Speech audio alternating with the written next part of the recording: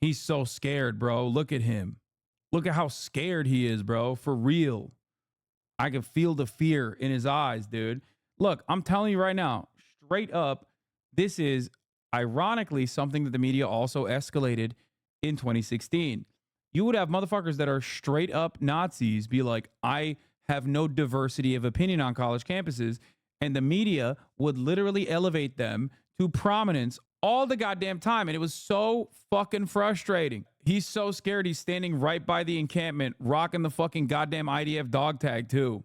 They used to do this shit all the goddamn time in 2016. Nazis would do this. They'd be like, oh, well, I just have different opinions. What are those different opinions? That fucking black people shouldn't go to the same school as white people. That was a different opinion you had. And people were obviously, understandably bullying you for it. Same goes for this fucking dipshit, okay? If you're such a gross dickhead that you're rocking a fucking IDF dog tag on college campus and people go, hey, man, that's kind of fucked up. You're a little bit of a piece of shit, aren't you? And they go, whoa, are you saying that because I'm a Jew? Well, then you're a fucking asshole, okay? Goofy motherfucker. Oh, man. What's happening here? I can't believe it. And that's just a call back from the second intifada and not a comfortable feeling. When I woke up this morning, I went to walk. Oh, my comfort in my Michigan college campus is significantly more important than the fundamental principle behind the First Amendment right to, free protest. If you're hurting my comfies, if you're hurting my fifis, you shouldn't be able to protest America's unimaginable loyalty to the fucking death and destruction that Israel is doing in Gaza. You can't protest that. It's hurting my feelings. No! Walk to class. It was the first time this semester I had to walk around the diag. Now the protest. No, you had to walk around to go to class? No, dude. Fuck, man. Yo, we should kill extra Palestinian children for that one. No! I wanted to run around, and then when I was going to class, I had to walk around the encampment, and they were saying that what Israel is doing is genocide. And it hurt my feelings because I do think Israel is doing a genocide, but I like it. It's really messed up. They kept saying that my IDF dog tag was me firmly being committed to bloodshed, which is true. Got more heated at different times throughout the year, and right now 11 participants. Yeah, ethnic intimidation, results of a police officer, assault of a police officer, resisting arrest, misdemeanor trespass, destruction of personal property, and disturbing the peace. It's fucking bullshit, okay? And the Michigan Attorney General can suck my cock, okay? Fuck her for literally prosecuting student protesters. Dumbass. In the protests, some of them students, some of them not, are being prosecuted. Michigan Attorney General Dana Nessel's office alleges among the crimes committed during the 30-day takeover of the school are, quote, are ethnic intimidation and assault of a police officer, resisting arrest, misdemeanor trespass, destruction of personal property, and disturbing the peace. Now, when those charges were announced a few days ago, Michigan Democratic Congresswoman Rashida Tlaib of Michigan said that the charges were, quote, frivolous. Even fucking New York didn't do that, bro. That's what's even crazier about this being in Michigan. When you're the Democratic Attorney General of the Democratic state of Michigan, which is run by a Democrat that is relatively popular, a state that is comprised of a shit ton of Muslims and Arabs, okay? Like, you taking this position is insane, okay? This shit happens in Texas. You're like, okay, it's still fucked up. It's still, unimaginably cruel and glaringly obvious hypocrisy, but like, it's Texas. You know what I mean? It's wild. And I do believe it's a political statement for her to capitulate to pressure. And a, quote, shameful attack on students' rights. And then Congresswoman Tlaib said, quote, it seems that the Attorney General decided if the issue was Palestine, she was going to... Imagine if black people were embraced like this every time we said we were attacked. Fucking bullshit. Yeah, the difference is, like, black people are actually fucking attacked and intimidated. And also institutions do defend that process. And institutions actually churn out that process. Okay?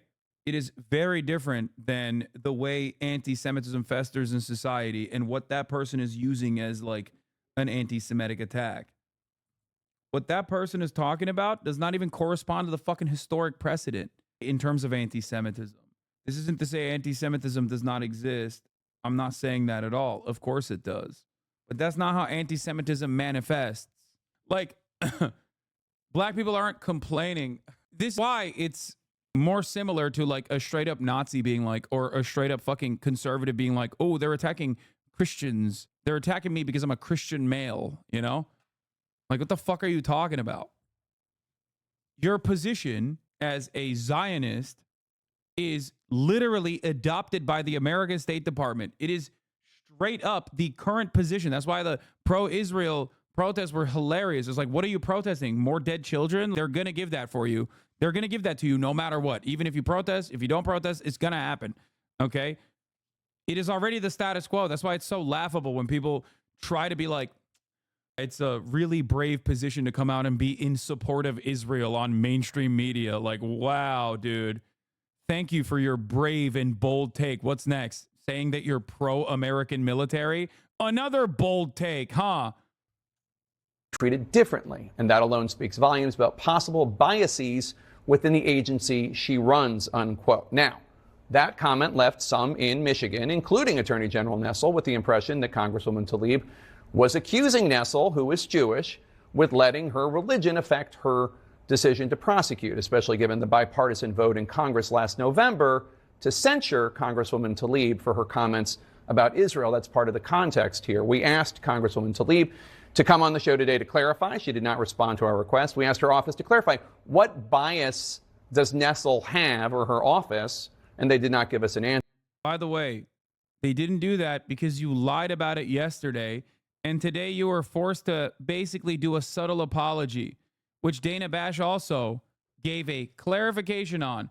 Dana Bash yesterday, anti-Semitism everywhere comes from both ends of the political spectrum, and Rashida Tlaib participated in this.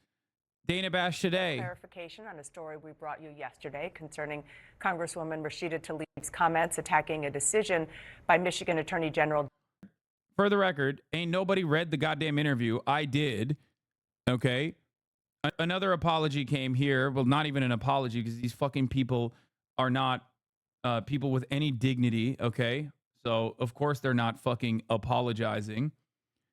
One, Governor Whitmer, when your attorney general prosecutes people for violating the law, harassing Jews, and attacking police officers, it's in the interest of public safety.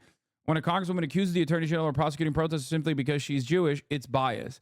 Saying you want to make sure that the students are safe on our campuses is just words. If you are not willing to use your bully pulpit to speak out unequivocally on anti-Semitism and support holding people accountable for violating the law when it affects Jews. So, as you already know, Jonathan Greenblatt straight up wants to fucking kill anti-Zionists, okay? Straight up. He wants them unmasked, he wants them in jail, and he wants them to never be able to fucking speak again. I am not even a little bit exaggerating on this. He straight up has openly been like, you have to unmask them. And as the leader of the Apartheid Defense League, he has been able to get away with a lot of his wishes. He gets a shit ton of media time. He goes on MSNBC all the time. He goes on CNN all the time. He is seen as the foremost authority on anti-Semitism. And what he does with that level of authority and influence is simply defend Israel. Okay? That's why you rarely ever hear about him chirping about right-wing anti-Semites. Sometimes he'll talk about it only to basically maintain a shred of legitimacy, as though he does care about anti-Semitism, but he'll never do that if someone is a pro-Zionist anti-Semite. Okay? You will never hear Jonathan Greenblatt shit on someone with the same fucking severity. If you are, on the other hand, an anti-Zionist Jew, he has all the smoke for you. Okay? If you're an anti-Zionist Jew, you need to go to jail. You need to go to jail yesterday. If you die in jail, I do not care. That's his perspective. He has so much more anger and resentment towards anti-Zionist Jews as the head of the ADL than he does for anti-Semitic Israel defenders. Just understand that. Dana Nessel to bring charges against pro-Palestinian protesters at the University of Michigan. Tlaib accused Nessel of, quote, biases.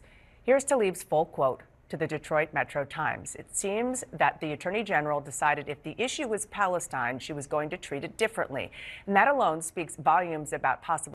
It's so funny that they refuse to fucking show the full context even now, even in their clarification.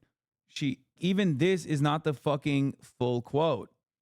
It is so goddamn sickening that the media is doing this. In any other circumstance, if this level of slander was being done to a prominent white man in the Republican Party, is a media infrastructure that would pounce on CNN. This would be wall-to-wall coverage on Fox News. Okay? Straight up. But when you're Palestinian, nobody defends you. When you're Arab, nobody defends you. When you're Muslim, nobody defends you. The Democratic Party won't defend you, and the institutions that are supposed to correctly and accurately report on the truth will drop the ball, and not even drop the ball, but like deliberately lie about you. This has happened time and time again. Okay? This happened with Ilhan Omar quite a bit, and it happened with Keith Ellison. It happened with Rashida Tlaib in the past, and it's happening with her again. I mean, yeah, he still glazed Donald Trump while giving tepid criticisms, tepid condemnation of Trump's remarks. Because Trump is, at the end of the day, very good for Israel. And Jonathan Greenblatt cares about that more than anything else, okay? He does not care about anti-Semitism. And this is not an accusation that I'm launching against someone without any evidence whatsoever.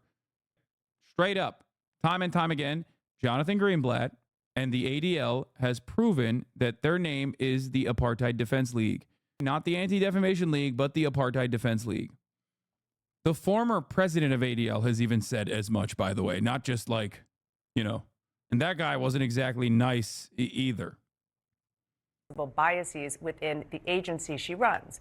Now, Tlaib did not reference Nessel's Jewish identity. Her office has not responded to our request for clarity. Her allies insist that's not what she meant. But Nessel still says she believes it is anti-Semitic and repeated on CNN yesterday that, quote, dude, yeah, I know. If you ever criticize a person and then you later find out that they're Jewish, you're anti-Semite, okay? Straight up. God forbid. Oh, no. It don't matter. It don't matter what the actions are. You can never call for someone's bias in this situation. Because God forbid, oh my God, you find out that they're Jewish after? Oh shit, dude. Well, I guess you've done an anti-Semitism. Get the fuck out of here, dude. This is some Jews are tired ass shit. I know. Except in the aftermath of October 7 and the 12 months of genocide that took place, I thought that maybe people would move towards a more moderate position on these issues. And it turns out every motherfucker in media in prominent roles have basically taken the free parking scares me position now. Since I posted below, Governor Whitmer has made clear such suggestions of biases are wrong, and we thank her for her comments. Additionally, I learned that initial news reports contain an error in the specifics of the Congresswoman's remarks. Her full comment and its implications are detailed in the story. Why are you going to JewishInsider.com and not the actual article? The JewishInsider.com article literally is the article that started this fucking falsehood. The JewishInsider.com article actually quietly changed the wording in the article itself in an effort not to get hit with an obvious fucking, with obvious litigation. Answer. But Attorney General Nessel joins us now. So let's get to the heart of this. You called Congress. Under any other circumstance, this is like a ridiculous fucking story. It is such an overt instance of slander being propagated by these outlets that are supposed to maintain a shred of impartiality, maintain an interest in like what the truth is. But it's such an obvious instance of slander, and nothing will be done about it. Nothing. No real apologies being issued at all. Congresswoman Tlaib's reaction to your office's charges and her allegation that you and your office have bias. You said that was anti-Semitic. Why? Well, you know, look, for her to say that I could handle a litany of other cases and that was fine, but when it comes to anything involving pro-Palestinian protesters, I could not be fair. I could not be objective. And I don't think you have to be Angela Lansbury to figure this out, right? Clearly, she's referencing my religion as to why she... Why? Why would she be referencing that? Another glaringly obvious instance of like horrific racism, horrific Islamophobia was launched against Rashida Tlaib. I mean, she's been a victim of this shit since October 7 and far before October 7, but especially so since October 7. when a prominent Jewish activist was stabbed to death and killed. And the media literally fucking shamelessly went to incredible lengths to say Rashida Tlaib actually liked that this person was stabbed to death. It was her friend. This Jewish woman was a community leader, was a anti-Israel demonstrator, and also on top of that, a friend of Rashida Tlaib's. And they just fucking made it up and lied. Barstool's Dave Porkboy went so far as to double down on his speculations.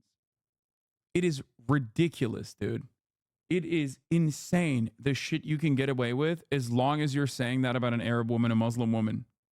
They wouldn't even let her grieve the death of her friend without making the story about her with false smears that she must have enjoyed the murder and was somehow responsible for it because she's Palestinian and the victim is Jewish. Here's Dana Nessel all the way back in November. Rashida Tlaib, I've supported you and defended you countless times, even when you have said the indefensible, because I believed you to be a good person whose heart was in the right place. But this is so hurtful to so many. Please retract this cruel and hateful remark. The cruel and hateful remark was, by the way, from the river to the sea is an aspirational call for freedom, human rights, and peaceful coexistence, not death, destruction, or hate. My work and advocacy is always centered in justice and dignity for all people, no matter faith or ethnicity. A statement she was censured for, by the way. Please retract this cruel and hateful remark. When we look at it with today's lens, it probably makes it a little bit funnier, don't you think? Because back in November, I'm sure that there were plenty of people who also personally agreed with this rhetoric. Tensions were high. You didn't understand the full depth of Israel's cruelty. You did not understand the humanity of the Palestinians due to all the social conditioning surrounding the subject matter. Now, almost a year after those remarks, you probably are way more understanding of Rashida Tlaib's position and probably laugh at Dana Nessel's position back then. This is why From the River to the Sea was my red line in many instances. A red line that was a bridge too far for many. A bridge too far for many in this community and in edge communities as well. But the reason why I stood by Rashida Tlaib and was resilient in defending these statements is because I understand where they come from. I understand the historic context in which these statements began, and I understand what it looks like when you cave and capitulate to false framing that actually ascribes a falsehood to the statement. A call for emancipation is not a call for death and destruction, just because those who want to defend that death and destruction claim it's scary for them. Sometimes when I say something and you don't understand, sometimes when I say something and you don't personally understand why I'm saying those things, just give it some time. Okay? You'll be back. History will end up vindicating me, and hopefully you will also understand. Why would you have to kill people to be... Oh, yeah. In the 60s, if you said Black Power, this was the reaction. Look no further than a couple years prior. When people said Black Lives Matter, white supremacists got in their feelings about that too. They desperately tried to work and mar the reputation and tarnish it and claim that that meant that you want to kill white people. And they came up with their own slogan, All Lives Matter, as a counter to Black Lives Matter. But the ultimate goal there was to basically stop all protest. And the same principle holds for pro-Palestinian movements. The goal is to stop you from saying the truth. The goal is to stop you from saying that Palestinians are worthy of emancipation, that Palestinians are worthy of dignity. Palestinians are should live free of the apartheid, free of the genocide. That's what they're angry about. They'll attack the optics, but at the heart of the matter is the problem. The problem that Palestinians should not be seen as worthy of dignity. Their humanity should never be recognized, because if you do, then all of a sudden, Israel's actions become quite unconscionable. And that's devastating to the Zionist, ethno-nationalist, supremacist project. Major media outlets and the head of the ADL amplified a fabricated and dangerous lie about Rashida Tlaib. Not only that, they did it after another outlet targeted her with a racist caricature. Anti-Palestinian bias is real. This is case in point. No one should be treated this way. She thinks I can't be fair. She also mischaracterized the charges, and I think quite intentionally. She talked about this being peaceful protesters. No peaceful protesters were charged in this event. Rashida's a lawyer. She had every opportunity to call me to ask to see the evidence in this case, but she didn't do that. I have to rely on the facts, the law, and the evidence when I go into a court of law. And that's what we evaluated in this case. And that's the only thing that we evaluated in terms of making a determination as to these charges. I should note that I misspoke yesterday when asking a follow-up of Governor Whitmer, who I asked about this. I was trying to characterize your views of Tlaib's comments. What do you make of those today, noting that Congresswoman Tlaib never explicitly said that your bias was because of your religion, and so it's unfair for you to make that allegation? Well, a couple things. First of all, in 2022, when my opponent accused me of being a groomer and a pedophile, everyone understood that those were homophobic remarks because I happen to be gay, right? I didn't have to explain it to people. Rashida Tlaib is an individual who's well known for making inflammatory and incendiary remarks that are anti-Semitic in nature. So this isn't the first time that we would have heard these words out of her mouth. I think it's very clear to everybody exactly what she was saying. But I have to say this. It is my job to keep communities and campuses around the state of Michigan safe. And that is exactly what we're doing. Understand that the Congresswoman has very strong feelings about what's happening in the Middle East. So many people do here in the state of Michigan.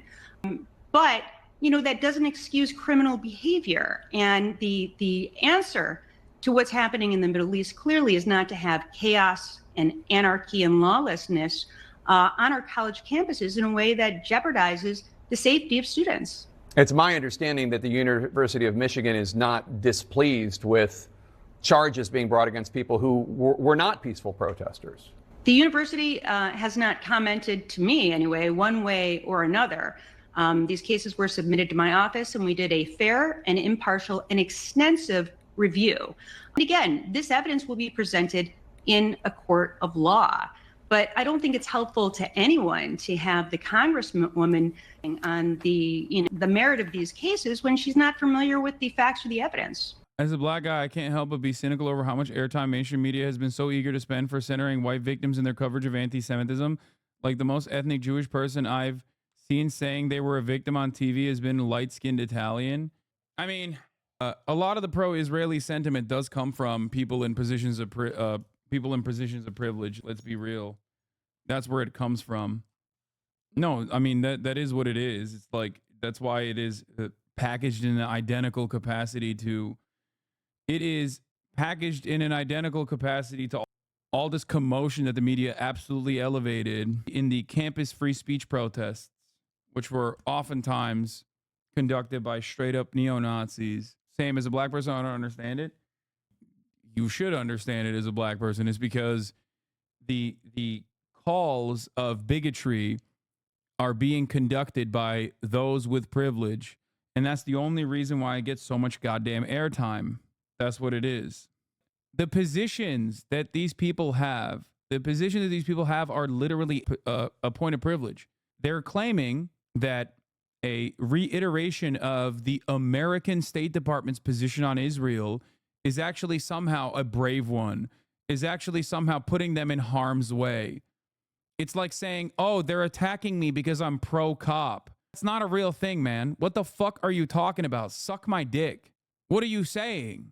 What the fuck are you saying? Oh, man, they're attacking me because I said the American military is good. Do you see what I'm saying? It is no different. It does not matter. It does not matter whether you are Jewish or not Jewish. If your position is pro-Israel, okay, if you are repeating pro-Israel perspectives and pro-Israel positions, and you try to claim that you are being attacked for said position and that there is some victimhood to be extracted out of you being pro-Israel, you are a delusional fucking loser. It is a laughable notion that you would incur any penalties whatsoever for fucking being pro-Israel. It is ridiculous. The inverse of that, however, is very true. It is the most normal thing to incur penalties for being anti-Israel. You are branded as an anti-Semite instantly. Hassan looking slick today. Gucci's commie cousin. What does that even mean? Yeah, I mean, I liked this tweet when I saw it. The fact that Tapper, Greenblatt, and others can engage in a multi-day defamation campaign against Rashida Tlaib by blatantly misquoting her and face zero repercussions for it is a great example of the institutional anti-Palestinian bias she called out in the first place, which is correct. Do you think CNN will ever apologize for this coverage? Yeah, dude, when pigs fly, okay? When pigs catch flight, CNN will apologize for fucking smearing a Palestinian woman. That's funny. It's like demanding CNN apologize for, I don't know, defending the police or something. Like, what? They're never going to do that. Did you ever talk about Marcellus Williams? No, never.